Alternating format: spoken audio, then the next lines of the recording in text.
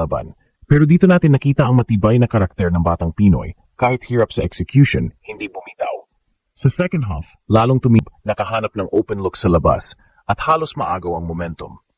Pero pagdating sa crunch time, lumitaw ang pagiging Pinoy clutch gin. Sa huling 2 minuto, dikit ang laban, tabla halos ang score, crowd kinakabahan, coaching staff nagpaikot ng rotations. At doon pumasok ang eksena ni Pascual. Off a broken play, naipit ang bola, umatras siya sa corner, sabay release ng isang napakalinis na 3-point shot. Swak, pasabog. Doon na tuluyang bumigay ang Indonesia at nagkaroon ng maliit pero sapat na separation ng Gilas Youth. Hindi lang yan, defense din ang nagpanalo. Mga crucial stops sa dulo, rebound battle na pinanalo ng mga batang Gilas at ang disiplina sa free throws para tapusin ang laban. Kung isipin, hindi perpekto ang performance, maraming turnover, may lapses sa depensa at minsan nagmamadali sa execution. Pero ang mahalaga, unang panalo secured at malaking morale boost ito sa buong koponan. Sa isang maikling torneo tulad ng FIBA Asia Cup, bawat panalo napakahalaga. Kaya tanong ngayon, sapat ba itong performance para makabangga ang mas malalaking powerhouse sa Asia tulad ng China, Korea at Australia? O kailangan pang mag-level up ang batang Gilas bago maging tunay na contender? Isa lang ang sigurado, kung may puso at clutch shot na tulad ng ipinakita ni Pascual, hindi tayo basta-basta mabubura sa tournament na ito. Kagulat world, kung akala ng lahat tapos na ang laban ng batang Gilas kontra Indonesia, nagkamali kayo. Dahil sa huling minuto ng bakbakan, sumabog ang Pinoy Pride at ipinakita kung ano ang ibig sabihin ng laban hanggang dulo. Final score, 65-60, pabor sa Pilipinas. Pero kung titignan mo ang buong laro, hindi ito naging madali. Sa totoo lang, halos buong laban ay dikit, palitan ng tira at depensa at halos bumigay na rin ng momentum para sa Indonesia. Pero sa huli, lumabas ang tapang ng mga batang Pinoy. Ang pinaka-highlight, walang ibundi ang clutch corner 3 ni Yolo Pascual na bumaon sa net sa huling 33.7 seconds ng laban. Isipin nyo, 60-57 lang ang score noon at pwedeng makabawi pa ang Indonesia. Pero dahil sa ice-cold dagger 3 ni Pascual, biglang lumobo sa 63-57 ang lamang at dito na tuluyang nawala ang hangin sa kampo ng kalaban. Hindi lang basta 3-pointer yon, parang simbolo ng kumpiyansa at pusong Pinoy kahit pressured na ang sitwasyon. Hindi lang si Pascual ang bida. Mayroon ding mga importanteng kontribusyon sina Prince Carino, Ethan Tanchi, Anduele Cabanero at Brian Orca. Si Tanchi nagbigay ng 12 puntos at 5 rebounds kahit nagmintis ng 2 crucial free throws. Nabawi naman ng pasahan siya ni Carino para sa putback basket na tuluyang nag-seal ng panalo. Si Cabanero, ang energizer ng Gilas, nagbuhos ng 10 puntos at nagdagdag pa ng 4 na steals. Patunay na hindi lang open sa ang bitbit ng batang ito, kundi depensang nakakabasag ng momentum ng kalaban. At huwag nating kalimutan si Brian Orca na kumayod ng 13 rebounds, literal na basurero ng bola para hindi magkaroon ng second chance points ang Indonesia. Pero kung susuriin, hindi perfect ang laro ng batang Gilas. Sa shooting efficiency pa lang, halos pahirap. 21 of 69 lang sila mula sa field, ibig sabihin nasa 30% shooting lang sila. Sa tres, masakit sa mata, 5 of 25 o 20% shooting efficiency. Mabigat yan kung kalaban mo ay mas efficient team. Pero swerte na rin ang Indonesia. Mas malala mula sa labas. 1 of 18 lang sila sa 3-point attempts. Kaya kahit tikit ang laban, hindi nakasabay ang tres nila. At kung hindi dahil sa rebound control, hustle plays at disiplina sa dulo, baka ibang kuwento na ang resulta.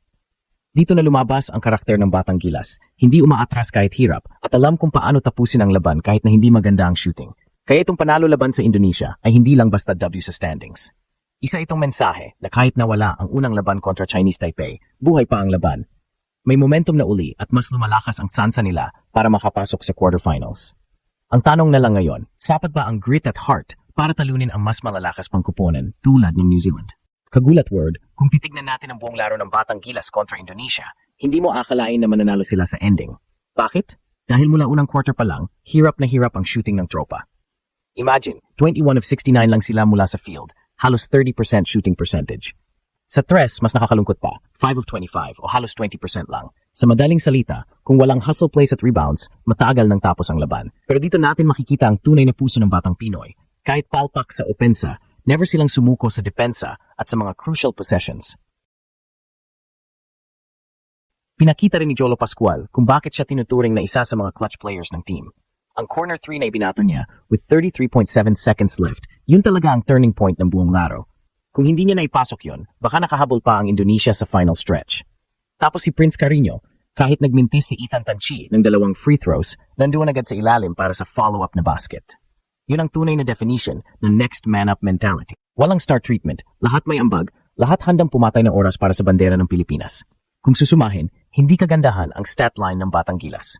Pero si Brian Orca, kahit hindi masyadong umiscore, solid ang depensa at rebounding, 13 boards. Sa youth tournaments, kung wala kang rebounding, wala kang laban. Kaya malaking bagay na may ganitong klaseng player na handang dumumihan ng kamay para lang masiguro na hindi magkakaroon ng second chance points ang kalaban. Dagdag pa dyan si Anduele Cabanero, hindi lang 10 points ang ambag, kundi 4 na steals din. Ibig sabihin pressure sa depensa, disruption sa passing lanes, at dagdag kumpiyansa sa teammates. Kung ikukumpara mo naman sa Indonesia, halos dikit sila sa shooting percentage, 34% overall. Pero kung titignan mo sa 3-point shooting, napakalaki ng lamang. Batang Gilas, kahit papano may 5 threes, samantalang Indonesia, 1 of 18 lang, or 6%. Ibig sabihin, kahit parehong pangit ang shooting night, mas nakahanap ng rhythm at clutch moments ang Gilas Youth. At ang pinaka-importante sa lahat, nakuha nila ang unang panalo sa tournament. After matalo sa Chinese Taipei, sobrang crucial na makabawi agad para hindi lumubog ang moral ng team. This win keeps the fire burning at higit sa lahat, binibigyan sila ng momentum bago sumabak sa mas malalakas na kalaban tulad ng New Zealand. Sa puntong ito, hindi lang sila basta naglaro para manalo, naglaro sila para ipakita na kahit bata pa, meron ng never say die attitude ang bagong henerasyon ng Gilas. Kaya kagulat world, kung ganito ang karakter na nakikita natin sa murang edad, hindi ba't exciting isipin kung saan sila dadalhin sa mga susunod na taon? Laban Pilipinas, puso. Kagulat world, malinaw na hindi lang basta panalo ang naihatid ng Batang Gilas laban sa Indonesia. Ito ay mensahe. Mensahe na kahit bata pa, may tapang na hindi matitin. Ang corner 3 ni Yolo Pascual ay hindi lang tres sa scoreboard. Ito ay simbolo ng kumpiyansa at katatagan na kailangan ng isang kupunan na gustong maghari sa Asia. Oh, ramdam natin ang kaba. 5 puntos lang ang lamang, bagsak ang shooting percentage, at ilang beses muntik mawala ang momentum. Pero dumating ang mga sandali na hindi nabibilang sa stat sheet. Yung pusong handang lumaban, yung rebound na pinilit na gawin, at yung depensang hindi bumitaw hanggang sa huling buzzer. Ngayon, bit-bit ng Batang Gilas ang kanilang unang panalo, buhay ang kanilang sansa sa quarterfinals. Sunod na hamon, New Zealand. Isang mas matibay, mas disiplinado, at mas malalim na team. Pero kung may natutunan tayo kagabi, ito ang simpleng katotohanan. Huwag maliitin ang kabataang Pilipino kapag nakataya ang bandera.